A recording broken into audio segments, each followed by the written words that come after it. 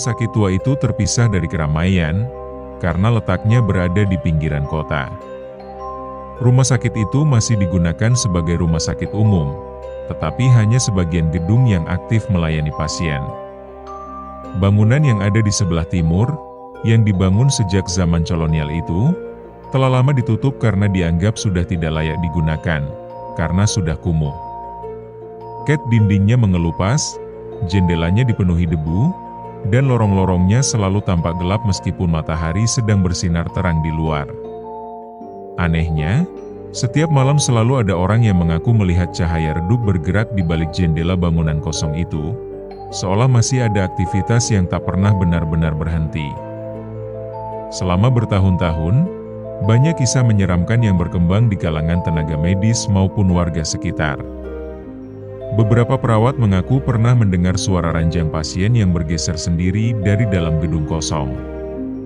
Petugas kebersihan juga pernah menemukan bekas langkah kaki basah di lorong yang sudah bertahun-tahun tidak dilewati siapapun. Bahkan satpam malam sering melihat sosok berpakaian putih berjalan perlahan menuju bangunan tua, namun menghilang begitu memasuki pintu yang sebenarnya telah digembok rapat sejak lama. Tidak ada satupun kejadian yang berhasil dijelaskan secara logis. Beberapa pegawai baru awalnya menganggap semua cerita itu hanyalah mitos yang sengaja dibesar-besarkan oleh para senior. Mereka percaya bahwa kelelahan akibat bekerja dalam sistem shift adalah penyebab munculnya berbagai halusinasi. Namun keyakinan itu perlahan berubah ketika pengalaman demi pengalaman mulai mereka alami sendiri. Ada yang mendengar langkah kaki mengikuti dari belakang padahal lorong benar-benar kosong. Ada pula yang melihat pintu ruang operasi terbuka perlahan tanpa ada seorang pun di sekitarnya. Rekaman kamera pengawas sering menunjukkan gangguan aneh berupa bayangan hitam yang melintas begitu cepat hingga mustahil dikenali. Menurut catatan lama, beberapa tahun yang lalu pernah terjadi kebakaran besar di ruang perawatan yang ada di bangunan sebelah timur. Api muncul secara tiba-tiba pada tengah malam ketika sebagian besar pasien sedang tertidur. Hanya dalam hitungan menit, asap tebal sudah memenuhi setiap ruangan.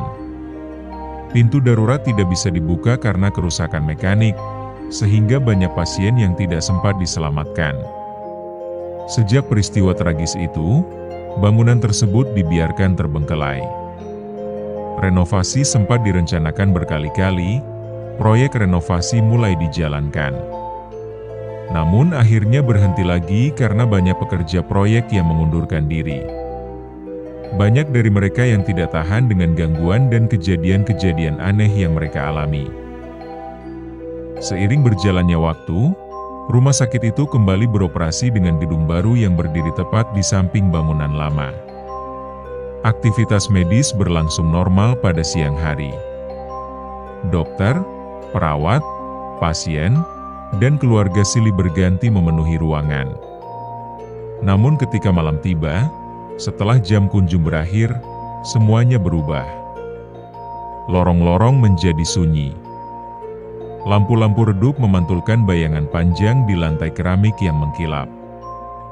Kesunyian seperti itu seringkali membuat setiap suara yang pelan bisa terdengar jauh lebih jelas daripada biasanya.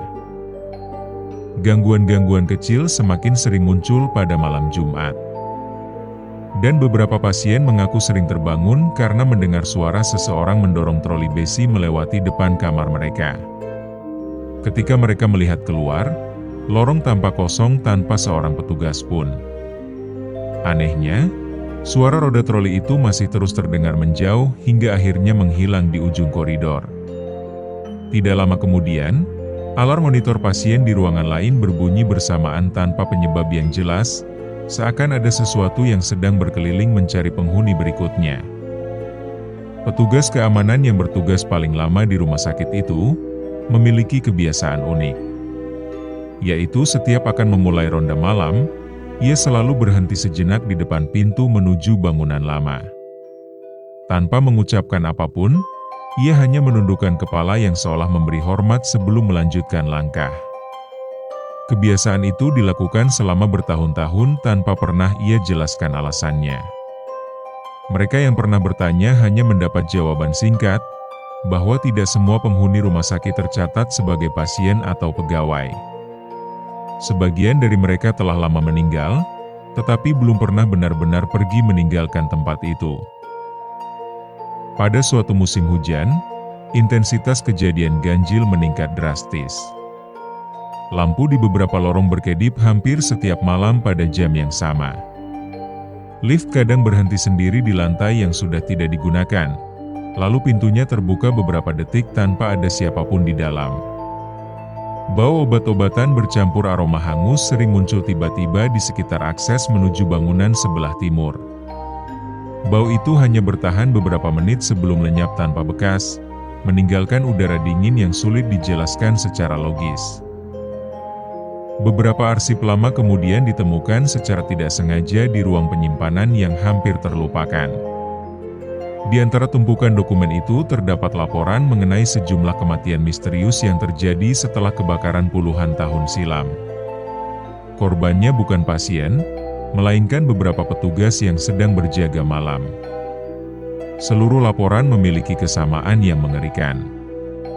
Sebelum meninggal, mereka mengaku melihat seseorang mendorong ranjang pasien menuju bangunan tua, padahal pasien tersebut tidak pernah tercatat dalam data rumah sakit.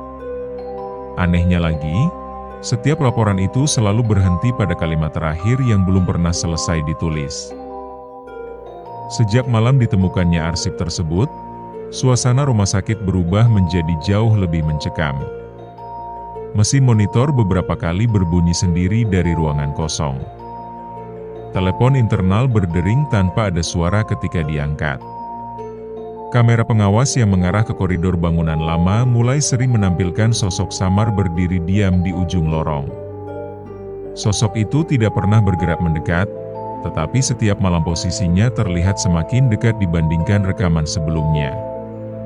Tidak ada seorang pun yang menyadari bahwa rangkaian kejadian itu hanyalah awal dari teror yang jauh lebih mengerikan, sebuah rahasia lama yang selama puluhan tahun terkubur di balik dinding rumah sakit angker tersebut akhirnya mulai bangkit kembali. Malam-malam berikutnya berubah menjadi jauh lebih mencekam dibanding malam sebelumnya. Gangguan yang selama ini hanya berupa suara, bayangan, dan kejadian kecil, kini mulai berkembang menjadi sesuatu yang dapat dilihat dengan jelas. Kamera pengawas beberapa kali merekam troli pasien bergerak sendiri melewati lorong utama tepat pukul 12:13 menit. Troli itu melaju perlahan menuju pintu yang menghubungkan dengan bangunan tua, kemudian menghilang begitu saja ketika memasuki area yang tidak lagi terjangkau cahaya lampu. Anehnya, tidak pernah ada rekaman troli itu kembali keluar. Setiap kali petugas memeriksa lokasi, lorong tersebut selalu kosong tanpa jejak sedikit pun. Tidak lama kemudian, beberapa peralatan medis mulai berpindah tempat dengan sendirinya. Tabung oksigen yang sebelumnya tersimpan rapi, ditemukan berdiri di tengah lorong. Kursi roda yang telah dikunci tiba-tiba berada di depan ruang jenazah.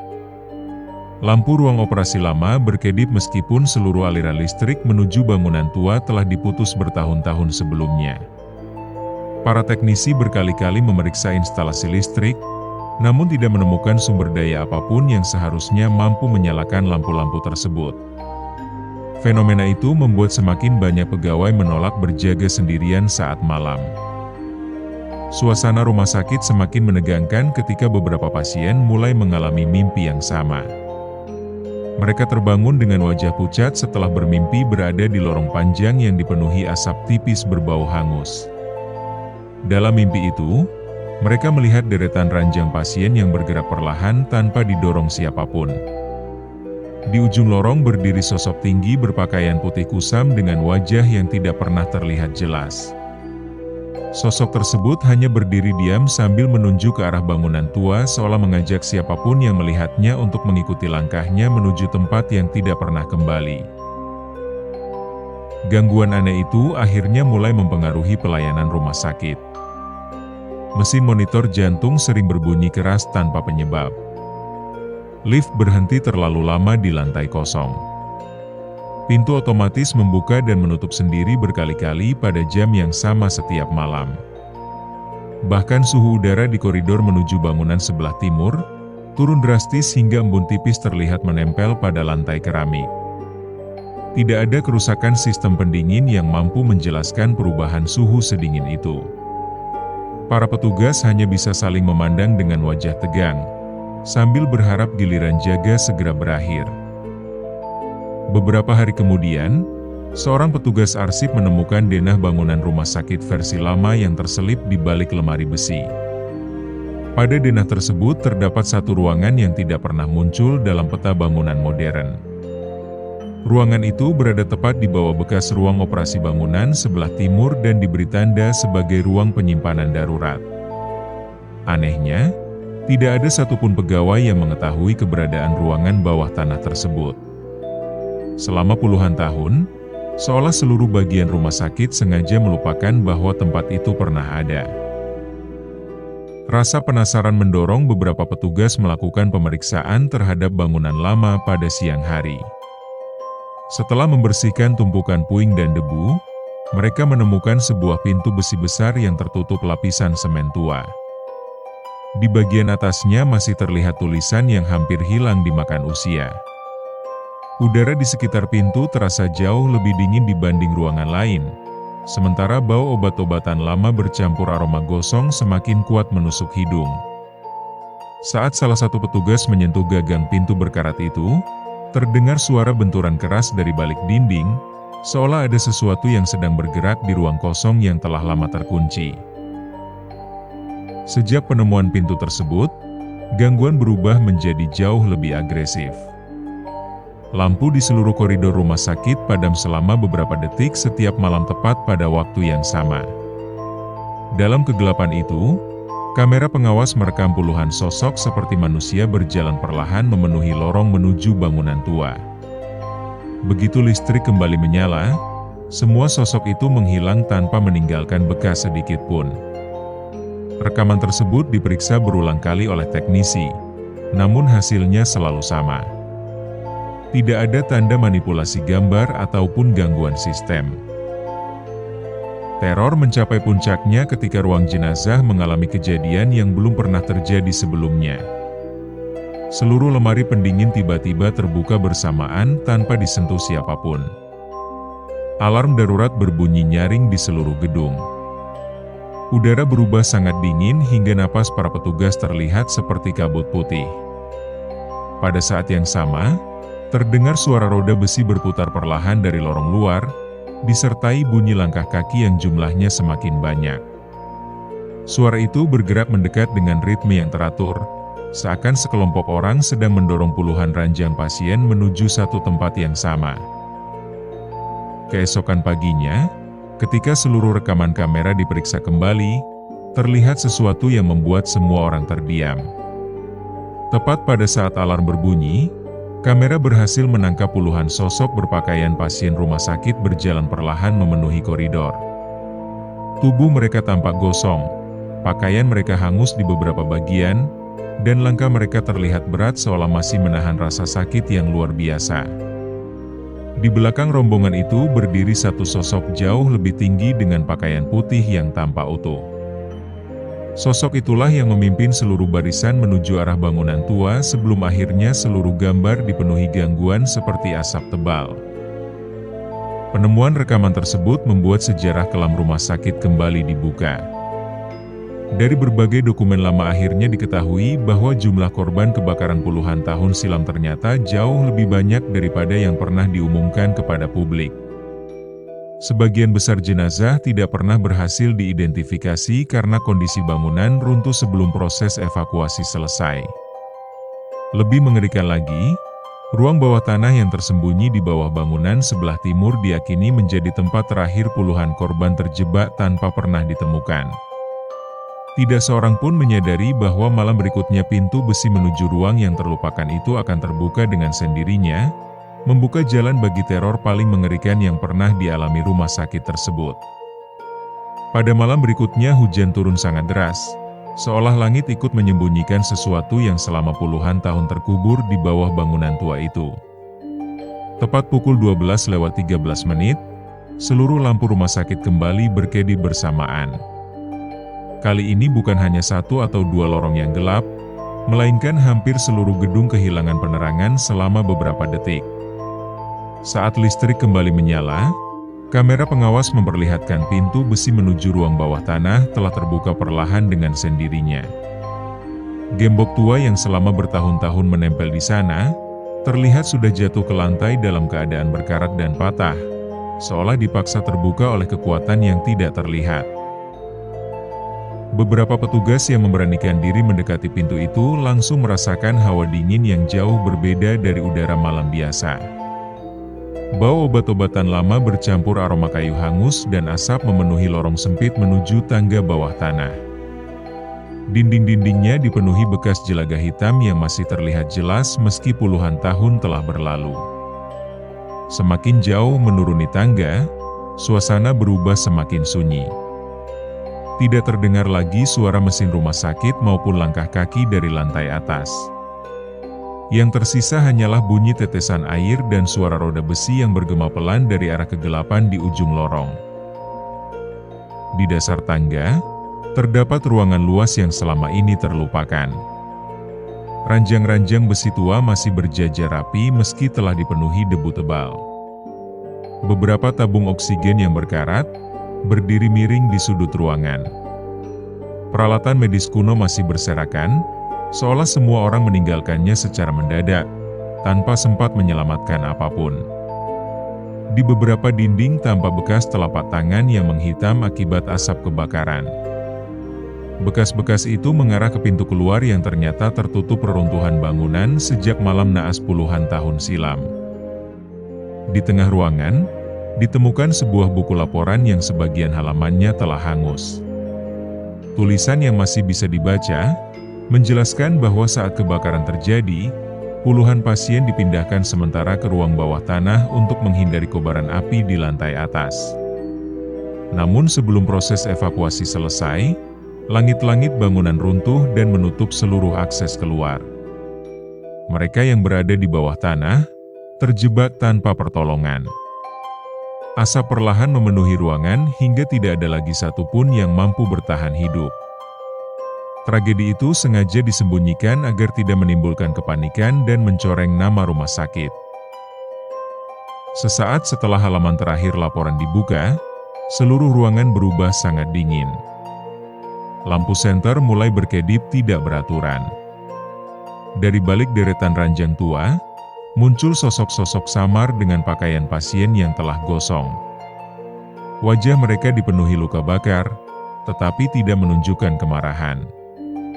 Mereka berjalan perlahan dalam barisan yang sangat rapi, sama seperti yang selama ini terekam kamera pengawas. Di belakang mereka, berdiri sosok tinggi berpakaian putih yang sejak awal menjadi misteri.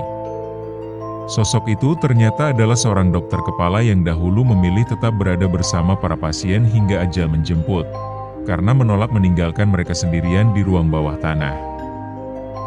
Seluruh penampakan itu berlangsung tanpa suara sedikit pun. Tidak ada jeritan, tidak ada tangisan, hanya langkah-langkah pelan yang bergema di lantai beton. Para arwah pasien bergerak mengikuti dokter tersebut menuju lorong yang selama puluhan tahun mereka lalui setiap tengah malam. Mereka seolah mengulang perjalanan terakhir menuju pintu yang tidak pernah berhasil mereka capai ketika masih hidup.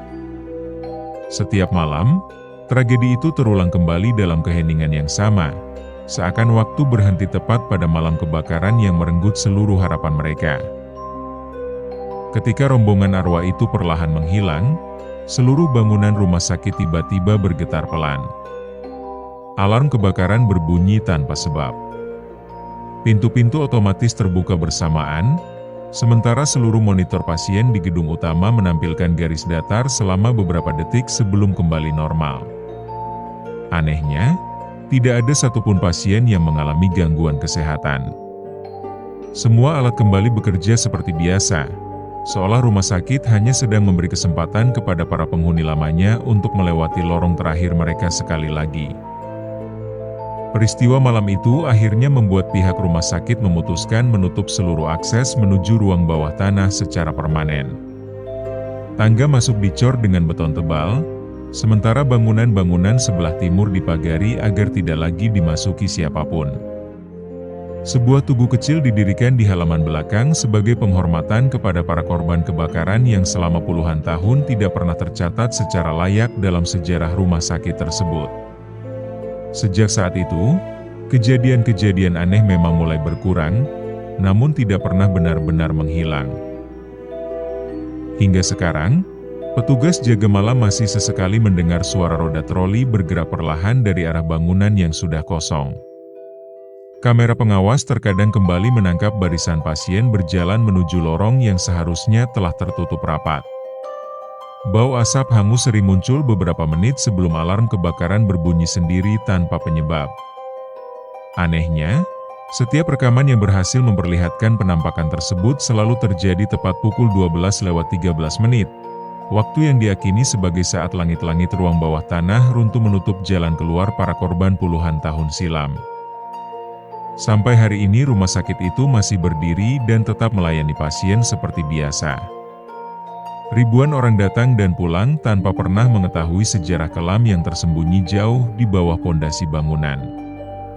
Namun bagi mereka yang pernah berjaga hingga larut malam, ada satu aturan yang tidak pernah tertulis tetapi selalu dipatuhi. Tidak ada seorang pun yang berani mengikuti suara troli yang terdengar dari lorong kosong. Tidak ada yang mau mendekati pintu menuju bangunan sebelah timur ketika jam menunjukkan pukul 12:13. Sebab mereka percaya, selama jejak para korban belum benar-benar menemukan akhir perjalanannya, rumah sakit angker itu akan terus menjadi tempat di mana masa lalu dan kematian berjalan berdampingan dalam lorong yang tak pernah benar-benar kosong.